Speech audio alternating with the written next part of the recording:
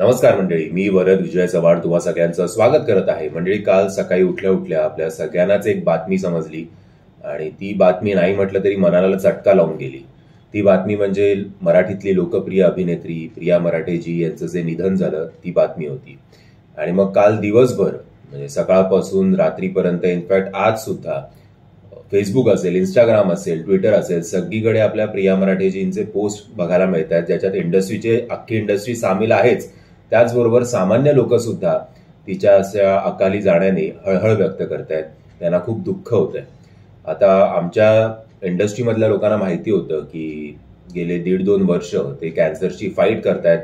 कॅन्सरची fight करून सुद्धा सातत्याने ते लोकांसमोर येण्याचा प्रयत्न करत होत्या, काम करण्याचा प्रयत्न करत होत्या, स्वतःच्या आजारावर मात करण्याचा प्रयत्न करत होत्या, आपला संसार चांगला अजूनही नीट टिकावा याच्यासाठी त्या धडपडत होत्या. बट सामान्य लोकांना या सगळ्या गोष्टी कदाचित याची कल्पना नसल्यामुळे त्यांना हे जरा जास्तच धक्कादायक होतं.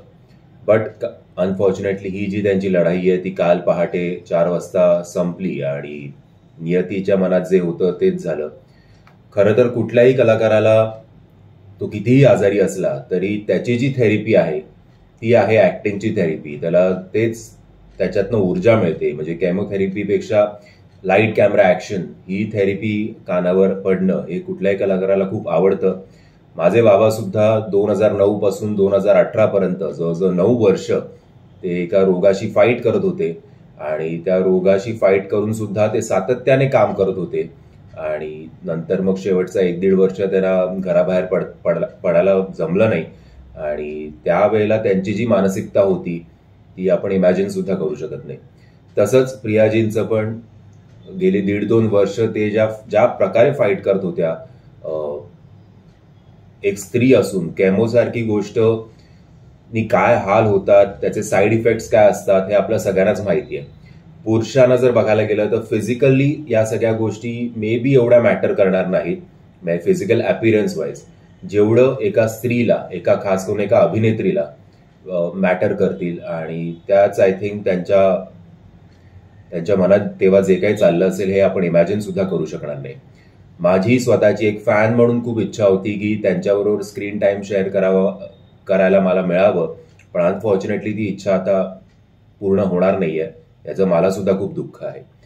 काल ओव्हरऑल मी जे काही सगळे पोस्ट वाचत होतो, सगळे तिच्याबद्दल खूप चांगलंच बोलत होते. एकदम डाऊन टू अर्थ, कुठलेही टँट्रम्स नाही, वेळेच पंच्युअल सेटवर येणारी, प्रामाणिकपणे काम करणारी, अशाच सगळ्या पोस्ट होत्या. पण एका पोस्टनी माझं लक्ष वेधलं आणि ती पोस्ट होती मराठीतली लोकप्रिय अभिनेत्री मुग्धा गोडबोले रानडे यांची. ती पोस्ट वाचल्यानंतर मला सुद्धा ते सगळं रिफ्रेश झालं की कशा प्रकारे कुठलाही विचार न करता फक्त टार्गेट करायचं लोकांना, खास करून कलाकारांना. आणि टार्गेट करायला पण काही हरकत नाही, पण जी भाषा वापरण्यात आली होती त्यांच्या विरोधात ती खूप आक्षेपार्ह होती. म्हणजे तुम्हाला जर आठवत असेल तर 2023 साली प्रिया मराठेजी एक मालिका करत होत्या आणि त्या मालिकेतनं त्यांना अचानक काढण्यात आलं. बट त्याच्यानंतर प्रिया मराठेजींनी एक व्हिडिओ केला आणि तो व्हिडिओ त्या चॅनलने सुद्धा शेअर केला होता. त्याच्यात त्यांनी असं सांगितलं होतं की तब्येतीच्या कारणामुळे मी ही मालिका सोडते. एकतर मुळात जेव्हा कुठल्याही कलाकाराला असं मालिका चालू असताना मधूनच काढलं जातं, मग ती कारणं अनेक असू शकतात. एकतर मुळात जेव्हा कुठल्याही कलाकाराला मालिका चालू असताना असं मधूनच काढण्यात येतं, मग ती कारणं कुठलीही असू शकतात.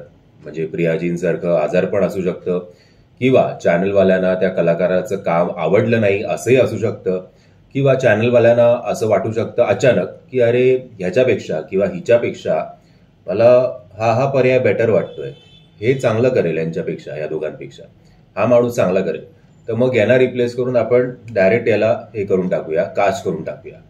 किंवा अजून काही कारणं असतील. जेव्हा एखाद्या कलाकाराला मालिका चालू असताना मधनच असं बाहेर पडावं लागतं तेव्हा बरेच वेळा चॅनलकडनंच त्याला काढण्यात आलेलं असतं, ना की तो स्वतःच्या मर्जीने, स्वमर्जीने बाहेर पडतो. बट चॅनल कधीही स्वतःच्यावर जबाबदारी ही घेत नाही, हे प्रत्येक ट्रोलर्सनी लक्षात घ्यावं. तो त्या कलाकारालाच सांगतो की मी ही मालिका सोडली, असा एक व्हिडिओ तू बनव. आणि कलाकार सुद्धा नाईलाज असतो त्यांचा, काय करणार बिचारे, चॅनलशी पंगा कोण घेणार. त्यामुळे ते सुद्धा व्हिडिओ बनवतात आणि मग चॅनल स्वतःच्या पेजवर तो व्हिडिओ सुद्धा अपलोड करतो की बाबा आमच्याकडनं नाही, हिनीच स्वतःच्या तब्येतीच्या कारणामुळे ही मालिका सोडलेली आहे. आता समजा तब्येतीचं कारण नसेल, काहीही कारण असेल, इतर कुठलंही कारण असेल, प्रेक्षकांना त्याच्याशी खरं बघायला गेलं तर काही देणं घेणं नाहीये. तुम्ही तुमची आवडती ती नायिका होती, ती एक मालिका सोडते, याच्यासाठी तुम्हाला राग येणं आय कॅन अंडरस्टँड. पण तिला शिवीगाळ करणं आणि तिला अजून खूप खालच्या थराला जाऊन ट्रोल करणं, हे सगळं प्रेक्षकांनी त्या व्हिडिओवर चालू केलं. जरा विचार करा, उद्या त्यांच्या जागी तुम्ही स्वतः असता, ज्या लोकांनी तिला ट्रोल केलं असं, किंवा तुमची आई असती, तुमची बहीण असती आणि तिला लोकांनी अशा प्रकारे कमेंट केल्या असत्या, खास करून माहिती नसताना की ती आता कुठल्या फेजमधनं जाते, तर तुम्हाला कसं वाटलं असतं?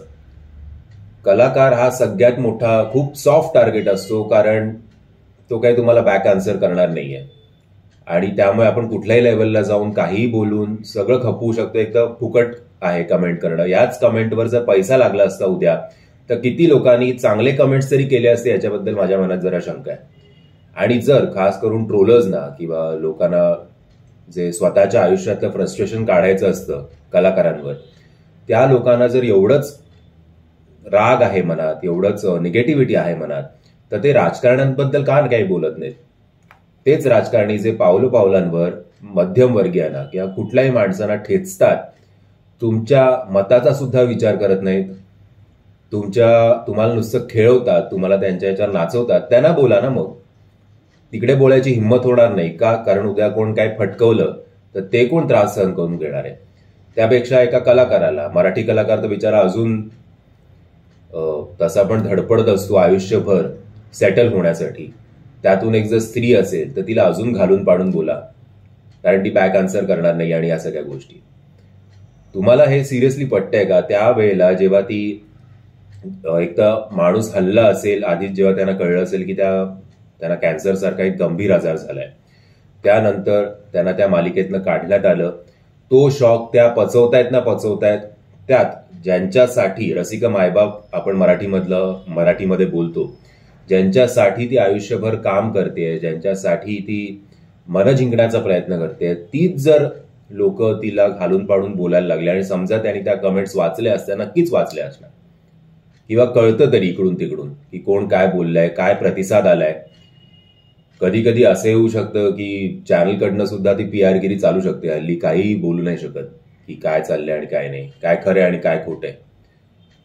या सगळ्या हे 2 धक्के एकदम मालिकेमधनं काढणं, कॅन्सर होणं आणि त्यात रसिक मायबापनी आपल्याला असं बोलणं आहे का? सोपं आहे का कुठल्याही माणसाला? किती त्यांना मन स्वतःचं खंबीर ठेवावं लागलं असेल त्या काळात, हे कदाचित आपण विचारही करू शकणार नाही. आणि जेवढं त्यांना वाईट या 2 गोष्टींमुळे वाटलं नसेल, तेवढं वाईट या एका ट्रोलिंगमुळे वाटलं असेल की आपलं आयुष्य अख्खं वेस्टच झालं, की ज्यांच्यासाठी आपण इतकं काम करतोय, ज्यांच्यासाठी मरतोय, तेच लोक आता मला असं काही माहिती नसताना खास करून बोलतायत. एनिवेज, सो तुम्हाला ओव्हरऑल ट्रोलिंग आणि या सगळ्या गोष्टीबद्दल किंवा तुम्हाला मेन मुद्दा जर माहिती नसेल, तर आय कॅन अंडरस्टँड. थोडं निगेटिव्ह बोलणं, रिस्पेक्टिव्ह निगेटिव्ह बोलणं सगळं अंडरस्टँडेबल आहे. बट खालच्या थराला जाऊन बोलणं, शिवीगाळ करून बोलणं, हे तुम्हाला कितपत योग्य वाटतंय हे मला कमेंटच्या माध्यमातून कळवा. ओव्हरऑल तुमची कुठली आवडती मालिका होती प्रिया मराठेजी यांची, किंवा कुठली आवडती भूमिका होती, किंवा कुठल्या आवडत्या सिनेमातली एखादी भूमिका होती, हे सगळं मला कमेंटच्या माध्यमातून कळवा. आणि पुन्हा एकदा छोटूशा युट्यूबच्या परिवाराकडनं माझ्या प्रिया मराठेजी यांना भावपूर्ण श्रद्धांजली. जय हिंद, जय महाराष्ट्र.